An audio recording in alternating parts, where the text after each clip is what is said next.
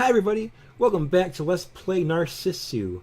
My name as always is DAVideo and I am your incredibly smart, handsome, talented, and amazing reader and host for this fantastic show. Thank you all so very much for joining me. In the last part, if you remember, we ended up going for a car ride and we were looking at some maps, obviously, is why this is called Map. And now we're going to go down to the Emerald Sea here. And in the Emerald Sea, I don't know what's going to happen, but... Oh yeah, in the last part we also went to a pachinko parlor, whatever that is, and we almost stole 20,000 yen, but we weren't able to, so now we're stuck still. Oh, and seems like that Satsumi is losing hope, and she's trying to convince me to lose hope too. Oh well, that's what's going to happen here in the Emerald Sea. Chapter 4, The Emerald Sea. My time at a standstill, my heart at a standstill. Days of useless trivia upon useless trivia. Days spent gazing at a map, closing my eyes, traveling through unfamiliar roads. One day, the usual monthly magazines, a photograph on a front cover drew my eyes. A female model in a showy swimsuit. Provocative poses on a sandy beach. Sounds nice. A smile captured right before the Emerald Sea that I had always dreamed about. She was probably my age, smiling at me happily, cheerfully, with her outstanding figure. It wasn't as if I was jealous or anything. I didn't own any swimsuits to begin with, and I didn't come close to having any need for them. My PJs were quite enough for me. I've spent so many seasons, so many white, overcast skies, without the want or need to converse with anybody. I remembered that day, June of the first year of the middle school, the day of my first hospitalization. I remembered having ordered a swimsuit. I remembered having done so several years ago now. That day, I remembered the swimsuit that had lost its opportunity to be used. I took that school swimsuit, new as the day I bought it, out of the drawer where it had patiently waited for years. I took off my usual PJs and timidly put on that navy blue swimsuit. Wouldn't it be kind of small for you now if you've got it in middle school? I don't know, maybe this guy is short. I was shocked. It had already been years. And yet, it fit me as if it had been made for me that very day. And that swimsuit model was smiling at me warmly, smiling at me from the midst of the Emerald Sea, smiling at me warmly and happily with that beautiful womanly figure. It was saddening. It wasn't as if I was jealous, no. The truth was that I was probably yearning for it. Yearning for it impossibly, stubbornly, because I knew that it was absolutely impossible. But the huge scars on my chest were telling me to just give up. My lifelong companions, my scars, were telling me to go back to my world of closed eyes. Oh, that's sad. January 22nd, 05. Around the time when the sun slowly arced down and dyed the western horizon orange, we were on the road as usual. What should we do now? We really had no more money left to spare. Hey! As I thought upon these things, she caught me by surprise by calling out to me. Are you allowed to soak in baths? Yeah, I said that I could go ahead unless it was a long, protracted bath. I see. I'm about the same way. What she meant by allowed, and what I meant by they, was that the doctors didn't caution us against it. There had been many who had been forbidden to do so due to kidney or digestive tract issues. And now that I thought about it, her problem was probably in her circulatory system, just like me. Well, do you want to take a bath? Dot dot dot dot dot. Is that bad? No. I kind of wanted to as well. Even so, we didn't have enough money to stay at a hotel or an inn. Then do you want to stop by a public bathhouse? Bathhouse? Yeah. We've got the money for that, at least. Dot dot dot. No, it's fine. What do you mean, fine? It had already been 3 days since we'd escaped from 7th floor. We were allowed to bathe twice a week there, and had sponge baths twice a day as well. Then again, we weren't getting very sweaty given the season, and since we were in a car, we weren't getting dirty. Could it be that it's embarrassing for you to be in a public bathhouse? Dot dot dot dot dot. Not really. Nothing like that at all. Around the time when the sun had completely disappeared, and the moon waxed large in the night sky, some distance away, I'd found something that looked like a school. This would have to do. I stopped the car before the gates. And then, I rummaged in the back seat through the clump of clothing there. If I remembered correctly, there were 2 to 3 towels in this heap. And then, after sifting through a bunch of clothes, I found a hand towel, after all. It had the legend Shirashi Construction written on it. Probably one of those appreciation gifts they give out like candy. Alright then, wait a bit. Huh? Taking 2 towels with me, I headed toward the school. I climbed over the closed gates and looked around anxiously for my target. Ah, there it is. I found a water faucet station, probably for gardening use. I turned the knob, and cold water poured out of the faucet, water cold enough to freeze me stiff. I wet the 2 towels and squeezed them out. Thud. Sorry for the wait. Here. I handed over one of those 2 towels to her. And then I took off my sweater and started washing myself. The cold, wet towel felt pretty good against the warm heating of the car. Hey, you go ahead and clean yourself too. Dot dot dot dot. It feels nice and cold too. Okay. She was a little reluctant at first, but then she slowly started undoing her buttons. The shirt and jeans that were all too big on her. Unlike me, she simply washed herself by retracting her hands into the shirt. Say, what is it? Don't look. Oh, sorry. That's right. She murmured with the wet towel in her hand, her clothes half on, half off. It was the first time I'd seen her look like that. A little annoyed, a little embarrassed. Inside the car, our backs turned to each other. Hey, feels pretty good, huh? Yeah. Inside the car, shrouded in the dark of night. Drying myself off, reflected in the glass of the windows, which also reflected her with her back toward me, drying herself off just as I was. She'd taken off her shirt, just as I had. I didn't mean to look, but I could see big scars in her chest. Probably post-surgical. Didn't know what for, but they were much larger than mine. Hey. Huh? Oh, what is it? Is it that strange? Her back turned to me, speaking to me, reflected in the window. January 25th, 2005.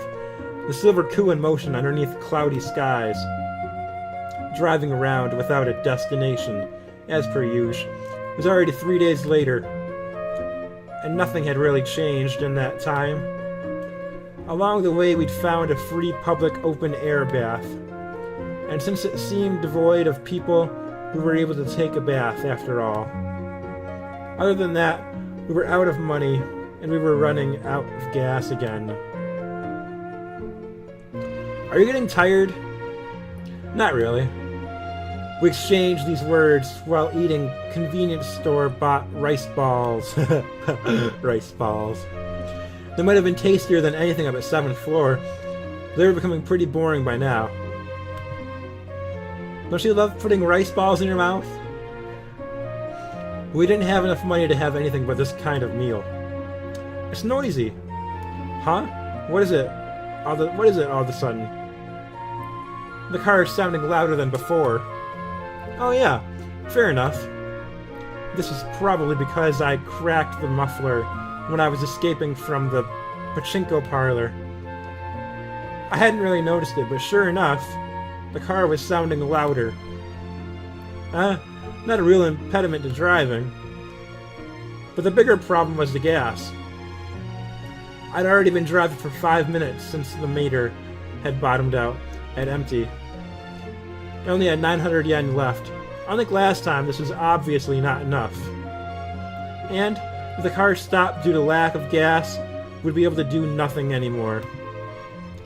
Having decided, I looked for a gas station, and one that was self-service.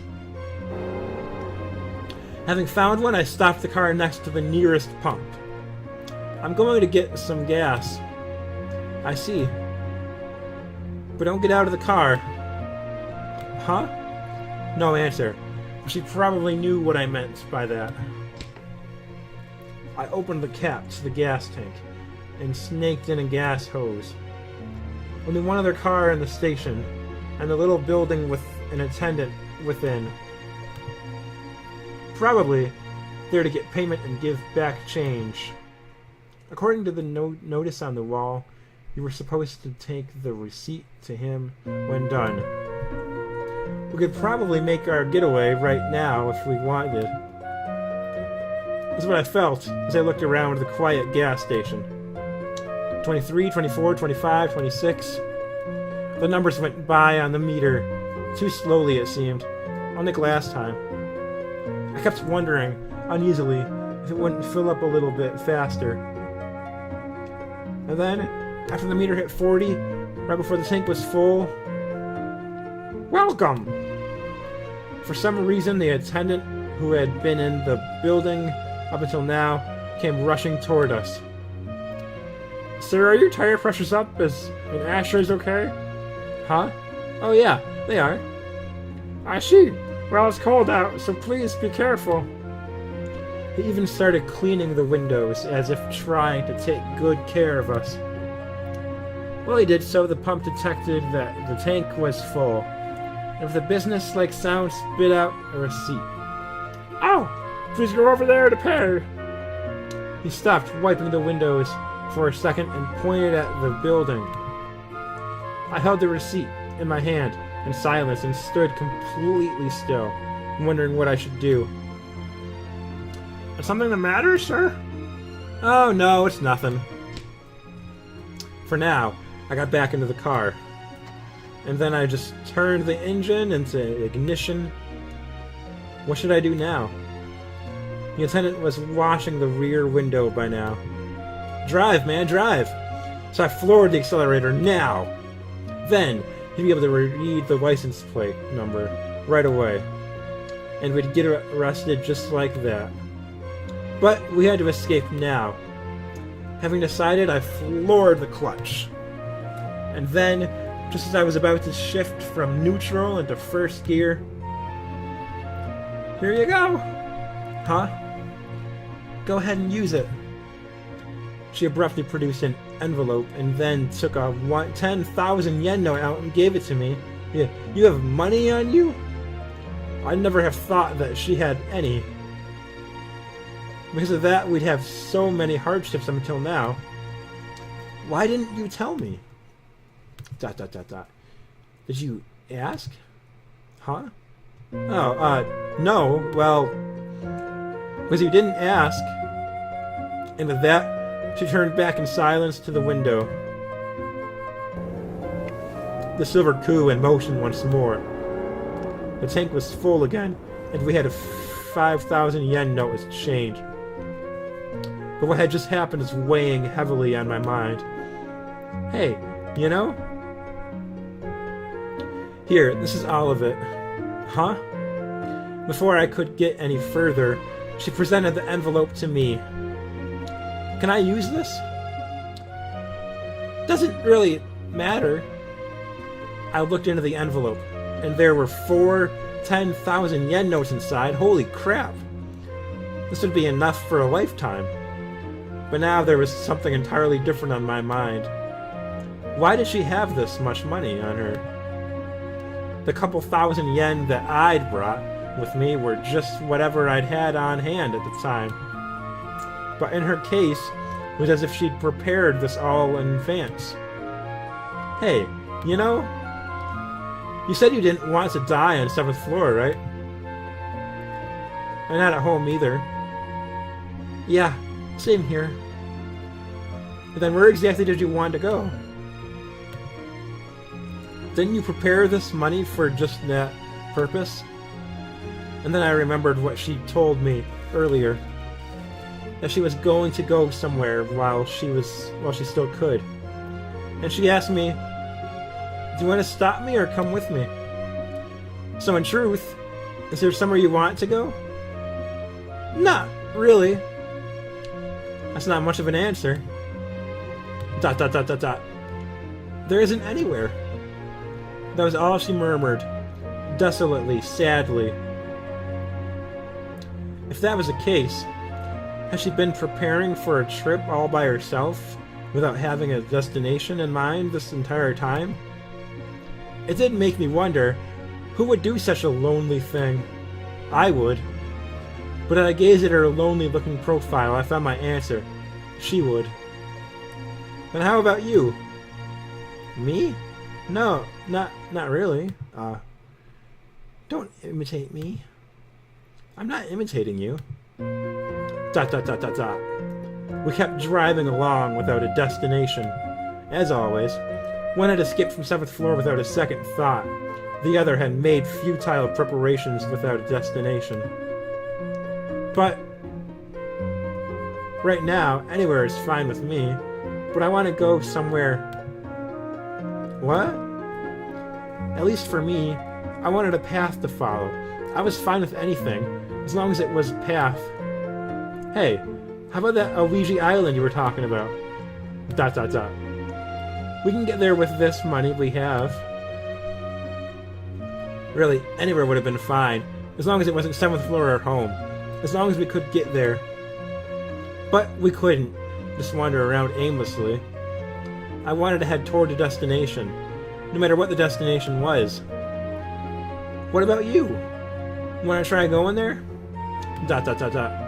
Not really. With that, she turned back to the window in her usual silent fashion. Those same eyes, the same as ever, looking somewhere into the distance. Just what could she be looking at? Just what was she hoping for when she came with me? An escape. An escape from the life she was living. Well, that was fast. Alright guys, that was it for the Emerald Sea. If you guys remember, they were just driving around like always, and hope seems to be coming back after all. Alright guys, let's see what's going to happen next. This is DAVideo, and I am signing on out of here. Thank you so much for watching this video, guys, and I hope to see you real soon. Bye, everybody! I wonder what's on YouTube.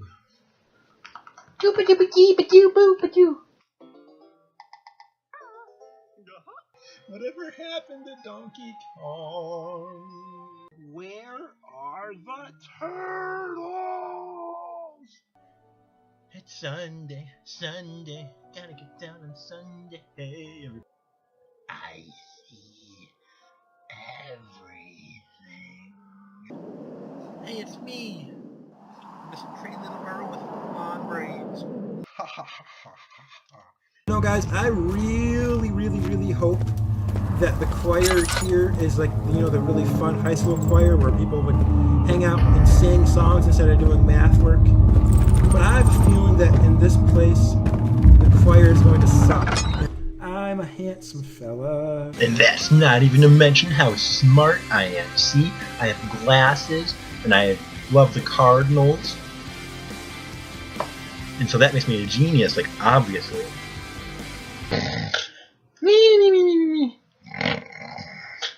got chromosomes on. You are the best. Thank you all so much for all your support and everything that you guys have done for me. I love each and every one of you. Alright, you guys take care. Goodbye, guys.